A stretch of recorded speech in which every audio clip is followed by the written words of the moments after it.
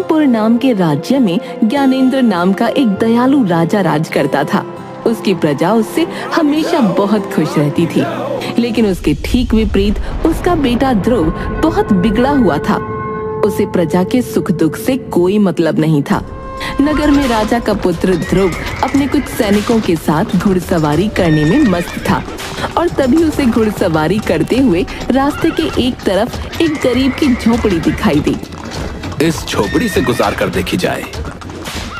और अपने घोड़े की दिशा झोपड़ी की तरफ मोड़कर गरीब किसान की झोपड़ी को गिरा दिया। अरे वाह, मेरे घोड़े तो कमाल के हैं, मजा आ गया। अब घुड़सवारी का मजा आया।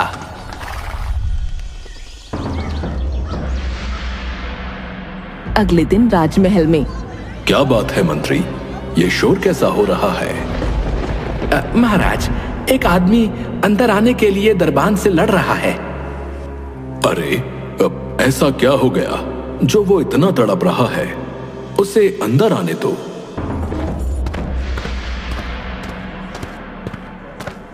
उस आदमी को अंदर बुलाया जाता है तो वो बताता है, महाराज, मेरी मदद कीजिए महाराज, मैं लुट गया, बर्बाद हो गया। अरे, आखिर हुआ क्या है, बताओ तो। महाराज, राजकुमार घुड़सवारी कर रहे थे, पर तभी वो अचानक आकर मेरी झोपड़ी से टकरा गए और मेरी पूरी झोपड़ी टूट के बिखर गई। महाराज, मैं बेघर हो चुका हूँ महाराज, पर मुझे अपनी चिंता नहीं है, मुझे अपनी बीवी बच्चों की चिंता है, क्योंकि सर्दी का मौसम है महाराज, और ऐसे खुले में रहना उनके लिए बहुत खतरनाक है। वो मर जाएंगे महाराज, वो मर जाएंगे, मेरी मदद कीजिए महाराज। मंत्री, राजकुमार को बुलवाओ। तुम चिंता मत करो, हमारे होते हुए अन्याय नहीं हो सकता, तुम्हें न्याय मिलेगा। राजकुमार को बुलाया जाता है। जी पिताजी, बताइए, आपने मुझे याद किया? ध्रुव, ये मैं क्या सुन रहा हूं? तुमने इस आदमी की झोपड़ी तोड़ दी? मैं इसका कारण जान सकता हूं? पिताजी, बस थोड़ी सी टक्कर लग गई थी, कोई बड़ी बात नहीं है। वैसे भी वो झोपड़ी बहुत कमजोर थी, और वैसे भी मैं अपने घोड़ों की ताकत को परखता रहता हूं। बेटा, तुम्हारे लिए ये छोटी बात हो सकती है, लेकिन इसके लिए ये जीवन और मृत्यु का सवाल है। क्या तुम जानते हो कि सर्दी में बिना छत के रहना कितना कठिन होता है? घोड़ों की ताकत युद्ध भूमि में देखी जाती है, ऐसे गरीब नगरवासियों के घर तोड़कर नहीं। नहीं, मुझे नहीं पता और जानना भी नहीं है। जरा सी गलती पर क्यों आप मुझे सुना रहे हो? मैं राजकुमार होकर अपनी मर्जी से कुछ फैसले भी नहीं ले सकता क्या? ध्रुव, गलती का एहसास होना जरूरी है। जब तक तुम्हें किसी की कठिनाई का अंदाजा नहीं होगा, तब तक तुम कभी अच्छे राजा नहीं बन पाओगे। एक राजा का दिल हमेशा अपनी प्रजा के लिए धड़कना चाहिए। सर्दी का मौसम बहुत कठोर होता है और गरीबों के पास इतने साधन नहीं होते कि वो इससे बच सकें। तुम्हारी एक गलती ने इन लोगों को बेघर कर दिया। हाँ पिताजी, मैं समझ गया, अब मैं चलता हूँ। राजकुमार ने राजा की बातों पर कोई खास ध्यान नहीं दिया और वहां से चला गया। फिलहाल राजा ने उस आदमी की झोपड़ी वापस ठीक करवा दी,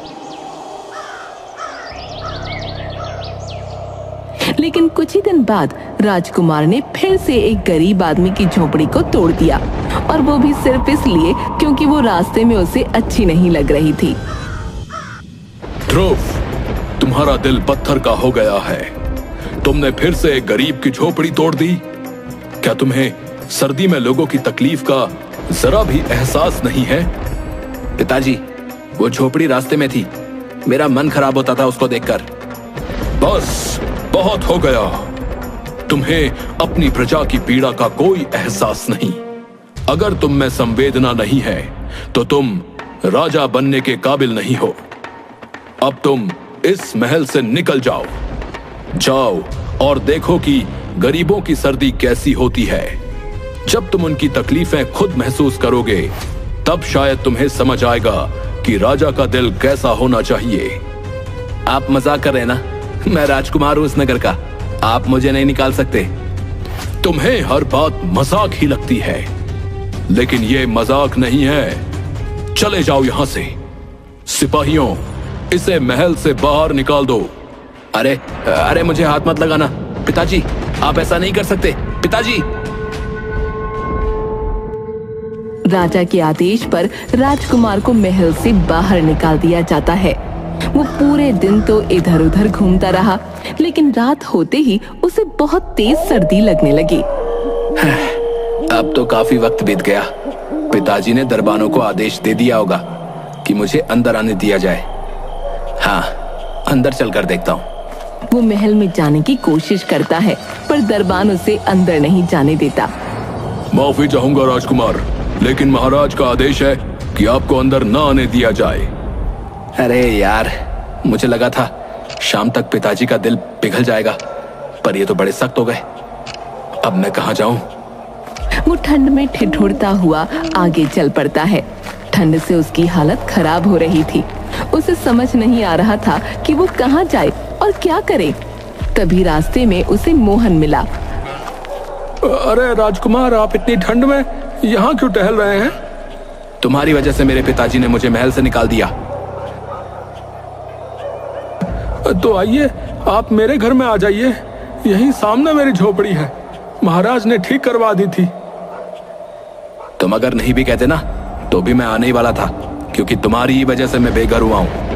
राजकुमार मोहन के साथ उसकी झोपड़ी में पहुंचता है, जहां उसकी पत्नी और बेटा उसका स्वागत करते हैं। अरे राजकुमार, आप आइए आइए। राजकुमार, आपके कपड़े तो बहुत सुंदर हैं। मैं इन्हें छूकर देख सकता हूँ क्या? ए, हाथ मत लगा। तुम लोग इतनी छोटी सी झोपड़ी में कैसे रहते हो? मैं कहाँ लेटूं? बिस्तर कहाँ है? मुझे क्या पता था कि मुझे ऐसे दिन भी देखने पड़ेंगे। हमारे पास बिस्तर नहीं है, हम नीचे ही लेटते हैं। ये लीजिए आपकी चादर, लेट जाइए। राजकुमार एक चादर लेके लेट तो जाता है, लेकिन उसे बहुत ज्यादा ठंड लगती है, तो वो उन तीनों की चादर भी उनसे छीन लेता है। लाओ, मुझे दो ये चादरें, मुझे ठंड लग रही है बहुत तेज। हे भगवान, कितनी ठंड है। ये नगरवासी इतनी ठंड में इस झोपड़ी में पता नहीं कैसे रहते हैं। राजकुमार तो 4 चादरें ओढ़कर सोता है और वो लोग रात भर ठंड से कंपकपाते रहते हैं। सुबह होते ही गंगा देखती है कि सूरज ठंड से कांप रहा है और उसका शरीर तप रहा है। सूरज को तो बहुत तेज बुखार हो गया है। अरे मेरे बच्चे, क्या हो गया तुझे? वैद्य को बुलाइए। सूरज, उठो बेटा। अजी सुनो ना, कुछ करिए, आप वैद्य जी को बुलाइए। पर गंगा, मेरे पास तो वैद्य को देने के लिए पैसे भी नहीं है। क्या हुआ? इतना शोर क्यों मचा रखा है? राजकुमार, सूरज को बहुत तेज बुखार हो गया है, पर हमारे पास इसका इलाज कराने के पैसे नहीं हैं। सूरज की हालत देखकर पहली बार राजकुमार को उन लोगों के लिए थोड़ा बुरा लगता है। हे भगवान, मैंने इनकी चादरें छीन ली। शायद इसी वजह से सूरज इतना बीमार हो गया। वो अपना हार उतार कर मोहन को देता है और कहता है, अब ये हार ले लो, इसे बेचकर सूरज का इलाज करवाओ। राजकुमार, ये तो बहुत कीमती है। हाँ, पर यह सूरज के जीवन से ज्यादा कीमती नहीं है। जल्दी जाओ, वैद्य को बुलाओ, और हाँ, बाजार से कुछ कंबल और बिस्तर भी खरीद लेना। राजकुमार, आपने हमारी जान बचा ली, भगवान आपका भला करे। मोहन सूरज का इलाज करवाता है और साथ ही कुछ कंबल और बिस्तर भी ले आता है। अगले दिन राजा राजकुमार से मिलने आता है। ध्रुव, अब कुछ समझ आया कि नहीं? महल की याद आ रही है? मुझे महल की कोई जरूरत नहीं है, मैं यहाँ ठीक हूँ, आप जा सकते हैं। ये घमंड सही नहीं है ध्रुव, पर ठीक है। जब तक तुम्हारा मस्तिष्क ठीक नहीं होता, यहीं रहो। धन्यवाद, पर मैं अपनी जगह पर खुश हूं। राजा वापस महल लौट जाता है। उसी रात अचानक एक भयानक तूफान आता है। हवा की जोरदार आवाज से झोपड़ी हिलने लगती है और कुछ ही पलों में झोपड़ी टूटकर बिखर जाती है।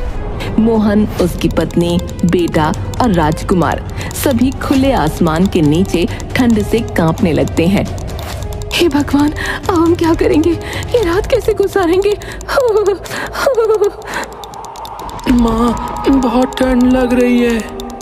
गंगा, हमारे हाथ में कुछ भी नहीं है जो कर सके। अब बस इस रात को किसी तरह काटना होगा।